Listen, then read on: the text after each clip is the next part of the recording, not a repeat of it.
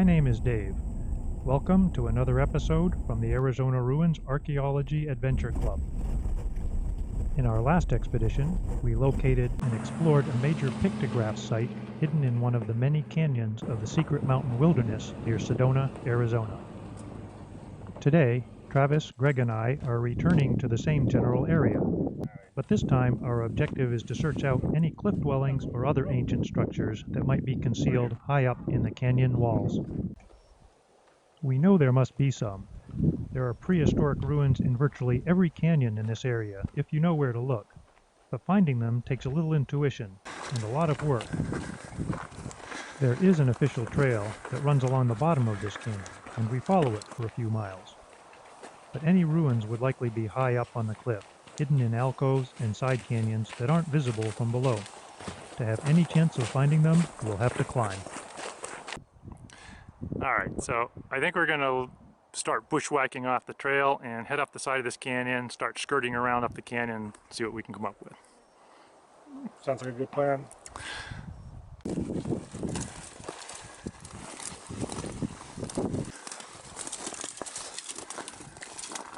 Sedona has some of the most interesting geology in the world, with multiple well-defined layers of basalt, limestone, sandstone, and mudstone.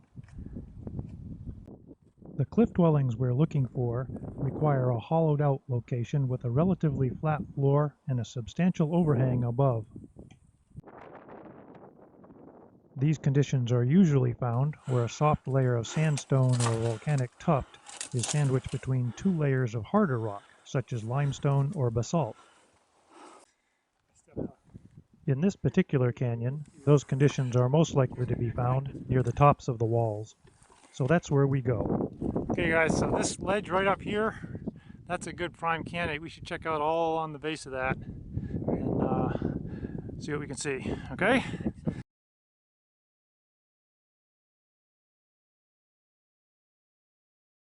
After several hours of climbing, we reach the altitude we want and begin to traverse the side of the canyon.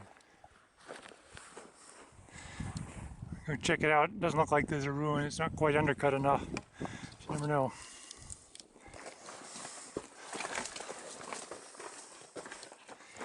We try to maintain a constant elevation, following the contours of the cliff in and out of the side canyons as we go. At first, it doesn't look good. The cliff face isn't undercut enough to provide the necessary protection for a cliff dwelling.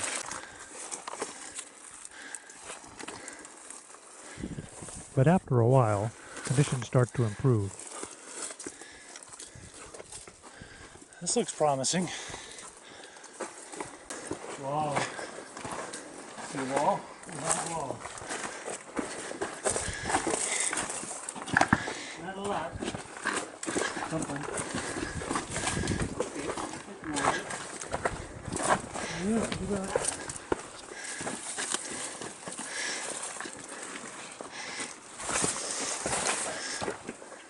Oh, wow.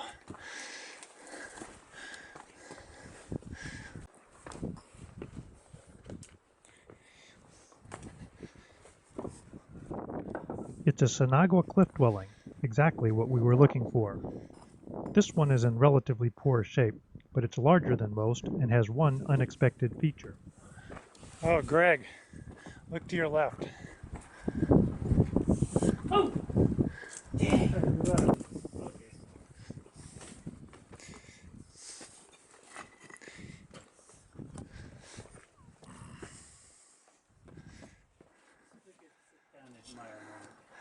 A flute player.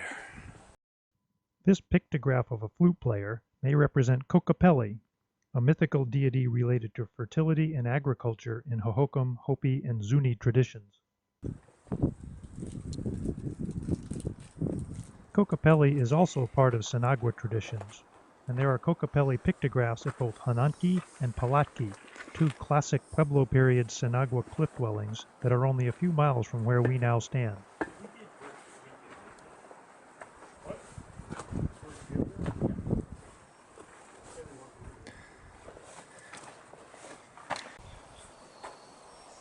We find a few other interesting features. some handprints, a few potsherds, and the remains of some maize, a major source of food. But we have a long way to go, so after exploring the area for a while, we pack up and move on. Once again, we try to maintain a constant altitude, following the contours of the cliff, but the terrain keeps forcing us higher, and we soon find ourselves a good 100 feet above the strata we want to follow. Eventually, we come to the lip of a side canyon, and Travis spots something down low on the opposite side. Where?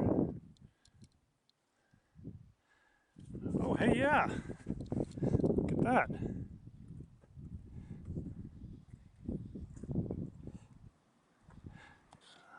Huh. That's definitely a ruin. Okay, how are we getting to that? That's a good question. This is a heck of a cliff. There's the ruin we want to get to.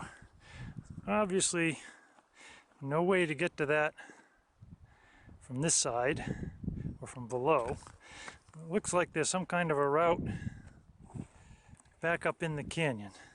So the question is, and it looks like right below us there's a ledge at the same elevation. So we got to figure out somehow to get down there. There's that little ruin way over there. And I think we've got some anchor points we can rappel right down here. And,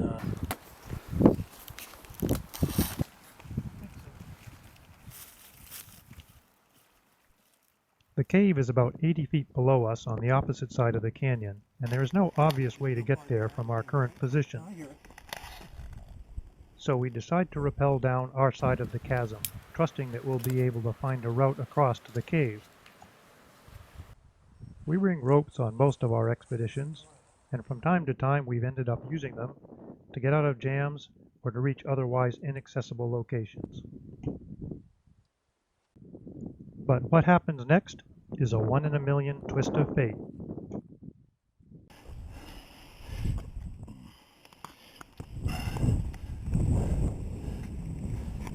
Oh my God. Holy shit. I kick off over the edge, and there, hidden under the overhang of the cliff, sits one of the largest, most well-preserved cliff dwellings we've ever discovered in the Sedona area. I decide not to spoil the surprise and don't tell Greg and Travis what I found. We lower down the packs, and then it's Greg's turn. Coming down.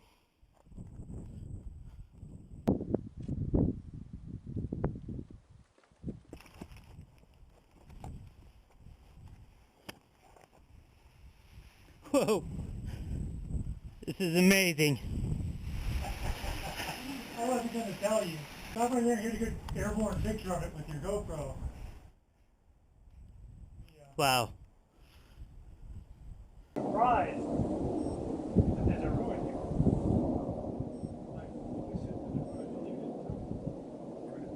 These are some nice ruins too.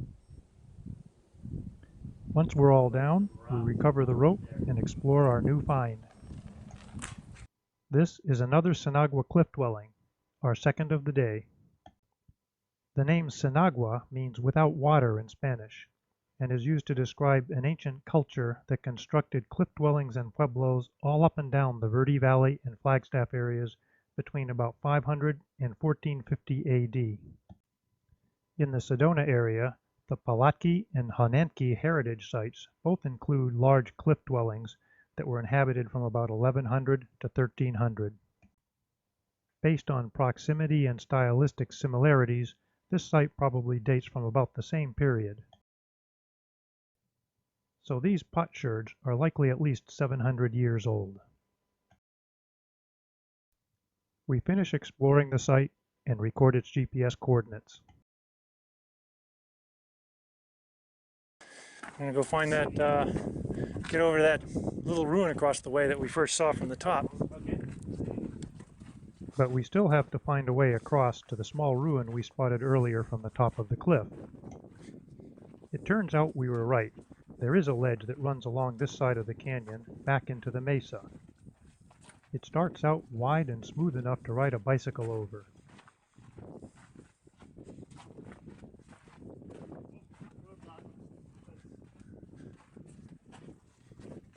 There is another wall here, perhaps a defensive measure.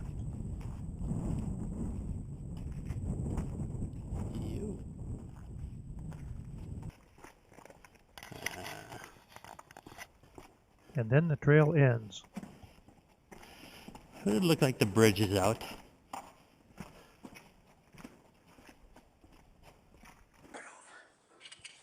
It's possible that the ledge once continued, but has collapsed sometime during the last 700 years. Or it may have always been this way. In any case, we jump across the gap and make our way along the opposite side of the canyon toward the small ruin. Okay, I didn't like the last part. I don't like this part.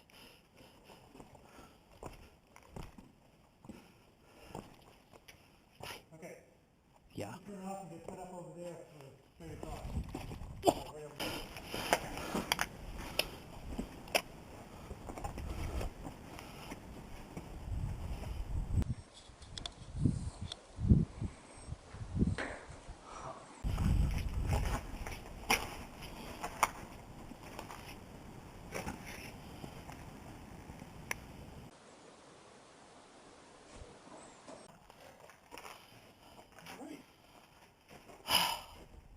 This was probably a storage room rather than a habitation.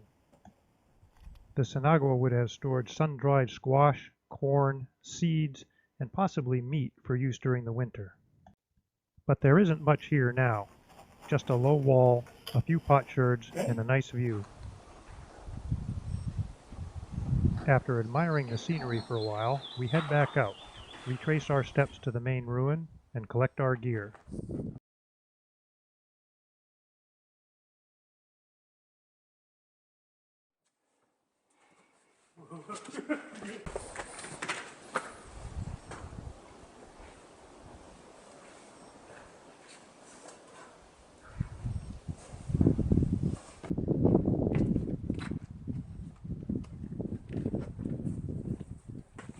Now it's time to find a way down, back to the valley floor.